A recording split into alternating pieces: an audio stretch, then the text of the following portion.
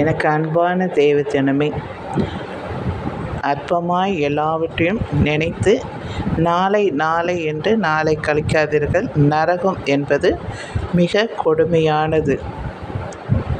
அதனால் இன்றே உங்கள் பாவங்களை உணர்ந்து பாவ மன்னிப்பின் நிச்சயத்தை பெற்றுக்கொள்ளுங்கள். இன்றே இரட்சணிய நாள். இன்றே மனம் திரும்புங்கள். மாறுபாடு சந்நிதியை விட்டு விலகுங்கள்.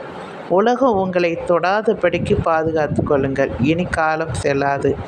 நம்மை நாமே நிதானித்துமானால் நியாய தீர்க்கப்படும். ஒரு மனிதனின் பாவமே நரகத்துக்கு கொண்டு போகும். மன்னிக்கப்பட்டவன் நீதிமானாய் மாறுகிறான்.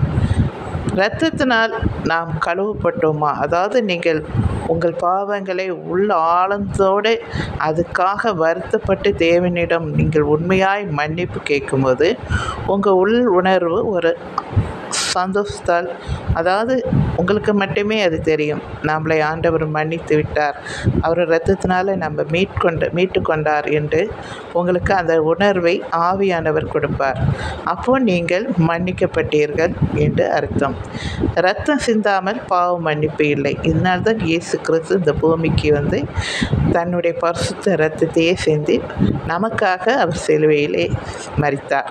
அவர் இரத்தத்தினாலே நாம் சுத்திகரிக்கப்படுகிறோம்.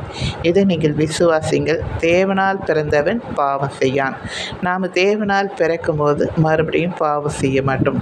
ஒரு மனுஷி செய்த பாவத்தின் விளைவுனால தான் 600 ஆண்டுகள் போய்விட்டன. அதாவது ஆதாம் ஏவாள் நிமித்தமாக 600 ஆண்டு வேஸ்ட் ஆகிவிட்டது. அப்பொழுதே ஒரு அருமையான பரலோகத்தை நாம் இழந்துவிட்டோம். நன்றாக கனி சாப்பிட்டு தேவனோடு உலாவினார்கள், அதை அவர்கள் இழந்து விட்டார்கள். இப்பொழுது மீண்டும் நமக்கு கிடைக்கப் போகிறது பரலோக ராஜ்யத்திலே. அதை நீங்கள் சுதந்திரிக்க நீங்கள் பிரயாசப்படுங்க, விரும்புங்க, ஆண்டவரோடு நெருங்குங்க.